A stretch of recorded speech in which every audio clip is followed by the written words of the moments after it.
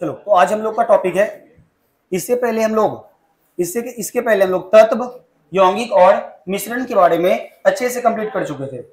जब मिश्रण को हम पढ़े थे तो मिश्रण में क्या था, दो या दो से अधिक तत्व या यौगिक, दो या दो से अधिक तत्व या यौगिक किसी भी अनुपात में मिलकर जो बने थे, तो उसके मिलने से जो बना था वो मिश्रण बना था।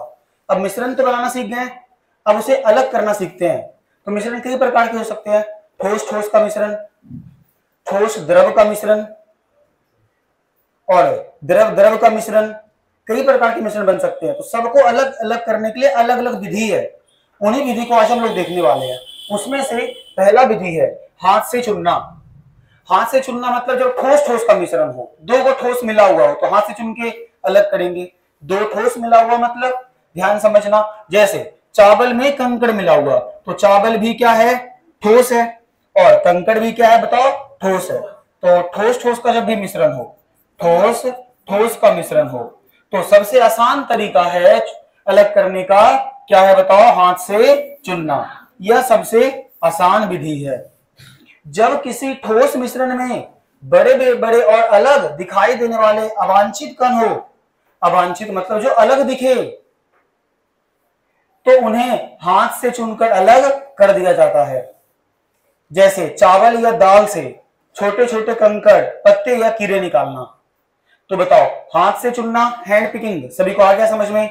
सबसे आसान विधि है, ठोस ठोस का विधि है। ठोस ठोस जब भी रहेगा हाथ से चुनकर इजिली हम लोग अलग कर लेंगे।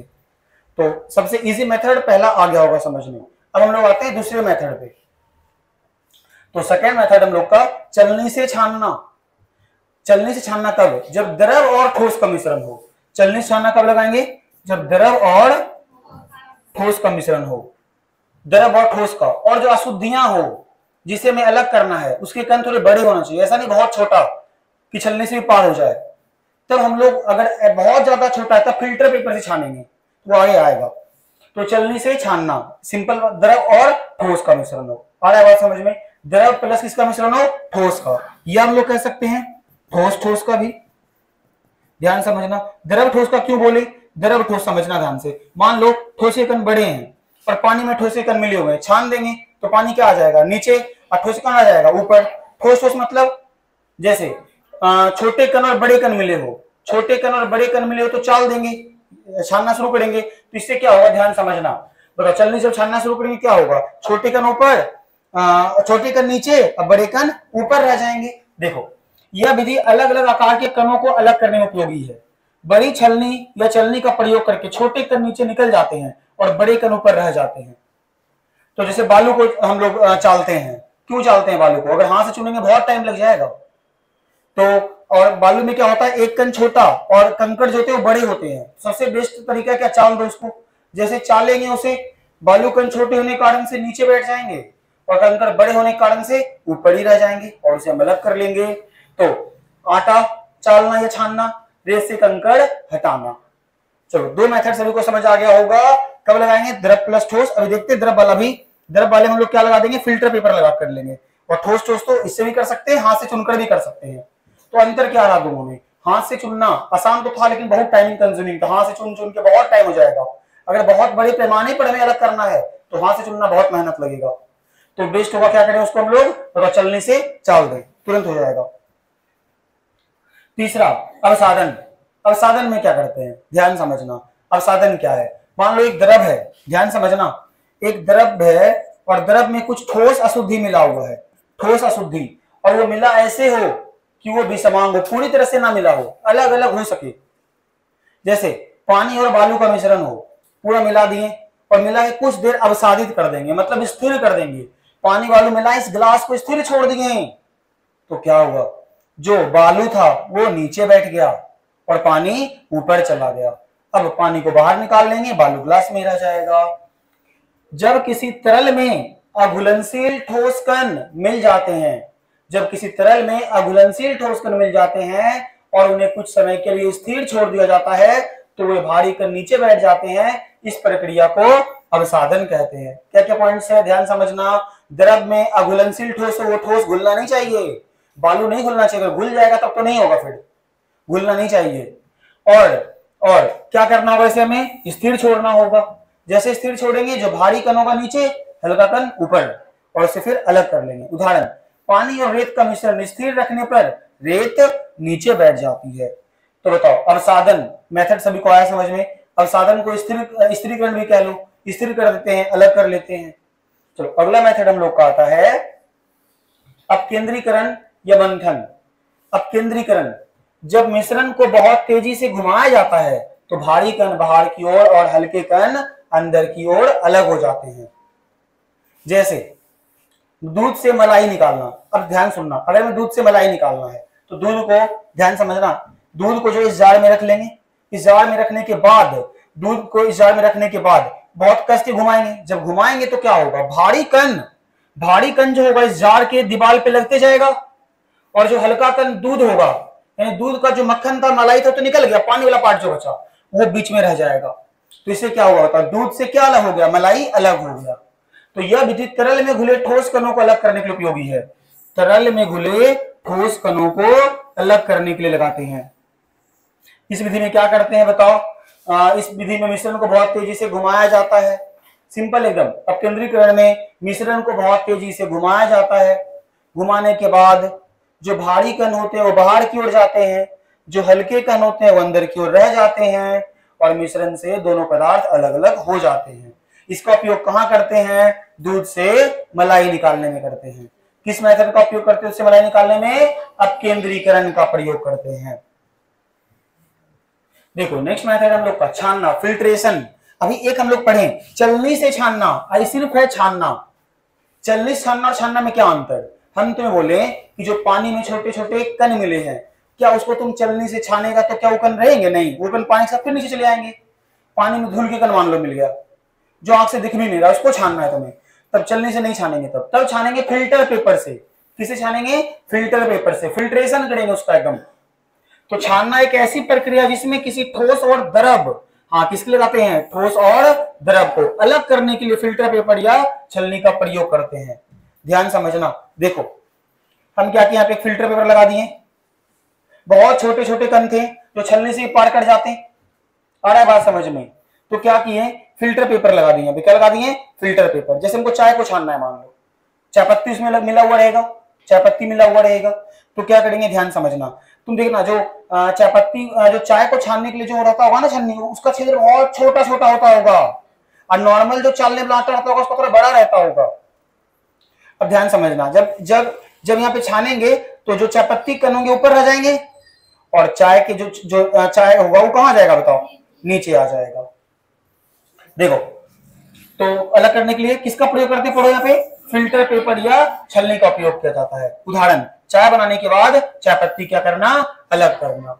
तो बताओ, छानना, फिल्ट्रेशन मेथड सभी को आया समझ में? क्या होता है फिल्ट्रेशन मेथड? ये मेथड कब लगाते हैं बताओ? सॉलिड प्लस लिक्विड का जब मिक्सचर हो, सॉलिड और लिक्विड मतलब ठोस और द्रव का जब मिक्सचर, उसे अलग करना हो, तब लगाते हैं हम लोग फिल्ट्रेशन, छानना मेथड लगाते हैं। नेक्स्ट मेथड हम लोग का है चुंबकीय पृथक्करण। क्या होता है चुंबकीय पृथक्करण, इसे समझते हैं। चुंबकीय पृथक्करण में चुंबक का प्रयोग करते हैं। नाम ही चुंबकीय पृथक्करण, तो नाम से पता लग रहा है किसका प्रयोग करेंगे? चुंबक का प्रयोग करेंगे। अब देखो, अगर मान लो बालू में लोहा का कण मिल जाए, लोहा का या चुंबकीय पदार्थ जिसको चुंबक अपनी ओर खींचता है, तो तुम कौन सा मेथड लगाएगा? बालू बहुत सारा है, बालू बहुत सारा है, मान लो चुंबक का कण भी बालू के आकार का है, या लोहा का कण उसके अंदर बालू के आकार का है, तुम बोलेगा सर चालेंगे, चलेगा तो हम क्या बताया तुम्हें, बालू के आकार का ही है ना लोहा का भी कण, जो भी चुंबकीय पदार्थ के कण मिले हैं, तो बालू के साथ वो भी गिर जाएगा, तो अलग होगा ही नहीं। तो सबसे बेस्ट मेथड है, मान लो बालू के अंदर चुंबकीय पदार्थ मिले हैं, चुंबकीय पदार्थ का मतलब होता है जिसको चुंबक अपनी ओर खींचता हो, वो मिले हैं, तो हम क्या करेंगे, मैग्नेट लाएंगे, मैग्नेट इसके सामने रखेंगे, जैसे इसके सामने मैग्नेट रखेंगे जो भी चुंबकीय पदार्थ था वो मैग्नेट की तरफ खींचा जाएगा और सब मैग्नेट चिपक के अलग, और हमें प्योर बालू जो था वो बालू मिल जाएगा, इसमें कोई अशुद्धियां नहीं रहेगी। तो बताओ चुंबकीय पृथक्करण आया समझ में? तो देखो, इसमें चुंबक का प्रयोग या उपयोग किया जाता है। यदि मिश्रण में कोई पदार्थ चुंबकीय जैसे लोहा हो और दूसरा गैर चुंबकीय हो जैसे बालू, गैर चुंबकीय मतलब जिसको चुंबक अपनी ओर नहीं खींचता हो, तो चुंबक की सहायता से लोहे को अलग कर सकते हैं। उदाहरण, रेत और लोहे की बुरादे, रेत और लोहा का जो मिक्सचर है, छोटा सा टुकड़ा है, उसका मिक्सचर है, तो उसको अलग करने में हम लोग किसका मेथड प्रयोग करेंगे?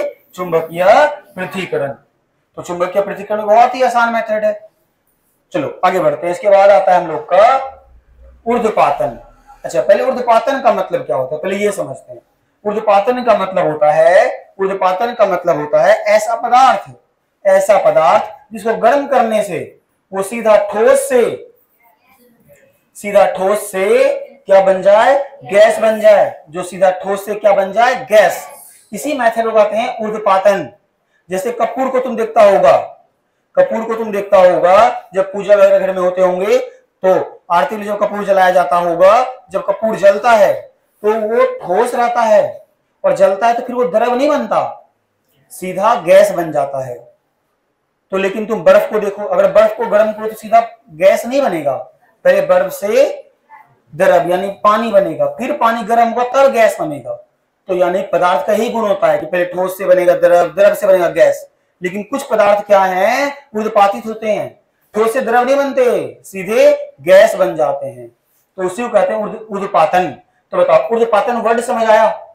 अब मान लो बालू में कपूर मिल जाए, बालू में कपूर का जो चूर्ण है, टुकड़ा, वो मिल जाए, हम बोले इसे अलग करना है, तो चुन के भी अलग नहीं करेंगे, बहुत बड़े पैमाने पर बालू है, मिला हुआ है, तो क्या करना चाहिए हमें? बालू को ना गर्म कर देंगे। बालू को जैसे गर्म करेंगे, जो कपूर होगा, वो बालू को गर्म करने जो कपूर होगा वो सीधा क्या बन जाएगा? ठोस से गैस, और गैस बन के उड़ जाएगा और हमें क्या मिल जाएगा? सीधा बालू।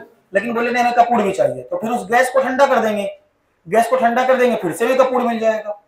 तो ऊर्ध्वपातन मेथड कब लगाएंगे? समझ आ गया होगा। ऊर्ध्वपातन मेथड तब लगाएंगे जब मिश्रण में ऊर्ध्वपातित पदार्थ हो, कपूर वगैरह मिला हो, और कुछ ठोस पदार्थ गर्म करने पर सीधे ठोस से वाष्प में बदल जाते हैं, ठोस से वाष्प में बदल जाते हैं, द्रव अवस्था में नहीं आते। इसी को हम लोग क्या कहते हैं? ऊर्ध्वपातन।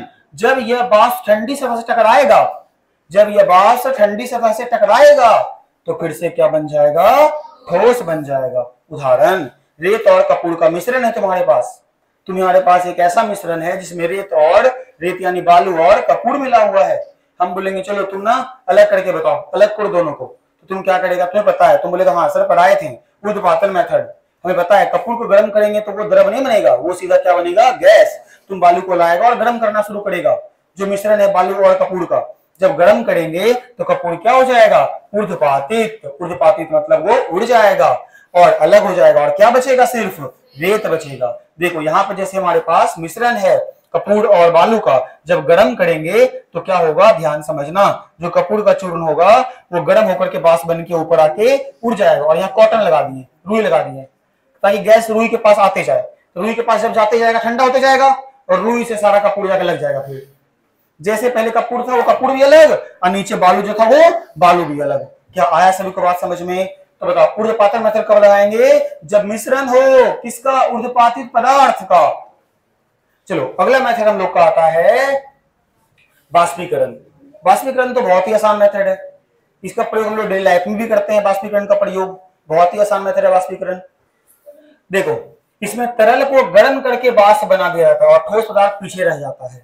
मतलब समझना, मान लो हमारे पास एक मिक्सचर है, ध्यान समझना, हमारे पास एक मिक्सचर है ठोस और द्रव का। ये मान लो पानी प्लस चीनी का। हम बोले ना पानी चीनी को मिला के शरबत बना दिए पूरा एकदम। हम तुम्हें बोले ना कि चलो तुम ना चीनी को फिर से लाके दो, हमें चीनी लाके दो फिर से, तो तुम क्या करेगा बताओ? तुम दिमाग लगाएगा कि सर हमें पढ़ाए थे कि जब भी हमें एक ऐसा मिश्रण दे जो ठोस और द्रव का मिश्रण हो और अलग करना हो, ठोस और द्रव का मिश्रण हो, अलग करना हो, ठोस पूरा घुल जाए, उसमें एकदम घुलनशील हो, तब हम लोग लगाएंगे वाष्पन। अब क्या करेंगे? हम इसे गर्म करना शुरू करेंगे। जब गर्म करेंगे या सनलाइट में ले जाके रख देंगे, या तो सनलाइट में ले जाके रख देंगे और या गर्म करेंगे। जैसे गर्म करेंगे पानी क्या बनेगा? वाष्प बन के क्या होगा? निकल जाएगा, और नीचे क्या बैठ जाएगा? नीचे चीनी बैठ जाएगा और चीनी अलग हो गया। देखो, इसमें तरल को गर्म करके वाष्प बना जाता है। अभी देखो गर्म किए, तरल को वाष्प बन के पानी उड़ गया और ठोस पदार्थ पीछे ही रह गया, नीचे बैठा हुआ रह गया। उपयोग तब किया जाता है, या इसका उपयोग तब करेंगे जब तरल की आवश्यकता नहीं हो। हमको पानी नहीं चाहिए, हम तुमसे क्या बोलते हैं? चीनी ला के दो, पानी लाके मत दो। अगर हम तुमको कहते हैं कि पानी भी लाके दो और चीनी भी लाके दो, तब फिर इस मेथड का प्रयोग नहीं, तब हम लोग प्रयोग करेंगे आसवन मेथड का। आसवन मेथड हम लोग आगे पढ़ेंगे। आगे सुनना, उपयोग तब किया जाता है जब तरल की आवश्यकता नहीं हो, केवल ठोस चाहिए। उदाहरण, शक्कर और पानी, यानी चीनी और पानी के मिश्रण से शक्कर को अलग करना। पानी नहीं चाहिए हमें सिर्फ क्या चाहिए, शक्कर चाहिए। तब कौन सा मेथड लगाना चाहिए हमें, बाष्पीकरण मेथड लगाना चाहिए। क्या सभी को यहां तक समझ आ गया है? अब आता है स्फटिकीकरण, क्रिस्टल बनाना, क्रिस्टलाइजेशन, या इसको कहेंगे हम लोग रवाकरण, क्रिस्टलाइजेशन। अब ध्यान सुनना, क्रियाशन का प्रयोग कब करेंगे, पहले इसको पढ़ते हैं। किसी अशुद्ध ठोस पदार्थ, हमारे पास एक ठोस पदार्थ मिला अशुद्ध, मान लो, देखो ध्यान समझना, देखो जब समुद्र से जब नमक प्राप्त किया जाता है तो क्या किया जाता है, सुनना, समुद्र के पानी को ना इस तरह एक क्यारी बना के भर दिया गया। इस तरह क्यारी बनाया, छोटा सा गड्ढे बनाए गए और इसमें ना समुद्र के पानी क्या कर दिए गए, बताओ, इस तरह से भर दिए गए। जब समुद्र के पानी भर दिए गए और सनलाइट आया, पानी बाष्पीकृत हुआ, अभी बाष्पन मेथड पढ़ के आए थे, पानी बाष्प बन के उड़ गया, तो बताओ अब इस गड्ढे में सिर्फ क्या बचे हैं, नमक। नमक सिर्फ नहीं, नमक के साथ मिट्टी भी होगा, नहीं होगा, बताओ, गंदगी अशुद्धियां भी होगा इसके अंदर, खाली नमक ही थोड़ी ना होगा, प्योर नमक थोड़ी खाने लायक बन गया होगा अभी। तो नमक तो है इसके अंदर, लेकिन साथ में मिट्टी होगा, कचरा वगैरह सब भरा हुआ होगा इसमें। अब क्या करेगा, सुनना ध्यान से, अब इसको हम उठा करके लाएंगे, अब मेथड लगाना शुरू करेंगे, कौन सा, स्फटिकीकरण। अब वही है, अशुद्ध ठोस पदार्थ, बताओ जो नमक है ठोस है ना, लेकिन शुद्ध नहीं है, अभी भी इसमें गंदगी मिला हुआ है, तो ये कैसा पदार्थ है, अशुद्ध ठोस पदार्थ। कैसा है, अशुद्ध ठोस पदार्थ को अब इसको लाएंगे, पानी में घोलेंगे। किसमें घोलेंगे बताओ, पानी में। अब तुम बताओ, नमक के अंदर मिट्टी वगैरह मिला हुआ था, खाना मिला हुआ, मिट्टी वगैरह, कंकड़ वगैरह सब मिला हुआ होगा, कचरा वगैरह मिला हुआ होगा। अब इस नमक को क्या करेंगे, इस सारे नमक को एक बहुत बड़े टब या बहुत बड़े ड्रम वगैरह में पानी में घोल देंगे। बताओ, जब नमक पानी घुलेगा तो नमक पानी का मिक्सचर नहीं बन जाएगा, तो घोल लेंगे। और ध्यान सुनना, घोल कर और धीरे धीरे ठंडा करने पर जब शुद्ध पदार्थ सुंदर स्फटिक के रूप में बाहर निकल जाएंगे। ध्यान समझना, हम क्या करेंगे, ध्यान सुनो। नमक पानी क्या, बताओ, नमक के अंदर, बताओ नमक के अंदर क्या किए, बताओ, पानी मिला दिए। आ रहा नहीं आ रहा बात समझ में, बताओ, नमक के अंदर क्या मिला दिए, बताओ, पानी मिला दिए। पानी मिलाने के बाद, बताओ, पानी मिलाने के बाद छान लेंगे इसको, पहले शांत रहो, पानी मिलाने के बाद छानेंगे, तो बताओ, जब छानेंगे इससे, तो बताओ अभी जब पानी मिलाए हैं इसमें नमक पानी, साथ में कुछ अशुद्धियां भी है ना, कंकड़ वगैरह, जब इसको छानेंगे कंकड़ कहां रह जाएगा, ऊपर। अब नीचे बचा सिर्फ नमक पानी का घोल। अब इसको धीरे धीरे ठंडा करेंगे। जब ठंडा करेंगे इसको, जब ठंडा कर देंगे तो ये क्या बन जाएगा, बताओ, क्रिस्टल ही बन जाएगा। ये बोलो ना, जब पानी को तुम ठंडा करता है तो बर्फ की तरह नहीं बन जाता है, तब ये क्रिस्टल के रूप में बन जाएंगे। सेम वही काम चीनी में करते हैं, सेम यही काम क्या करते हैं, चीनी बनाने में करते हैं, अब वही नमक बनाने में भी करेंगे। अब एग्जाम्पल पढ़ो, खाने का नमक शुद्ध करने में और चीनी से मिश्री बनाने में। चीनी से क्या बनाना है, मिश्री। देखो मिश्री ना क्रिस्टल के फॉर्म में दिखता होगा, दिखता है ना क्रिस्टल के फॉर्म में इस तरह से। चलो, तो याद हो गया सभी को। तो बताओ, क्रिस्टलाइजेशन या रवाकरण या स्फटिकीकरण का प्रयोग कहां करते हैं, खाने का नमक शुद्ध करने में, चीनी से मिश्री बनाने में। क्या यहां तक बात समझ आया सभी को? चलो, अब हम लोग का आता है आसवन। तो आसवन हम लोग अब नेक्स्ट वीडियो में करेंगे।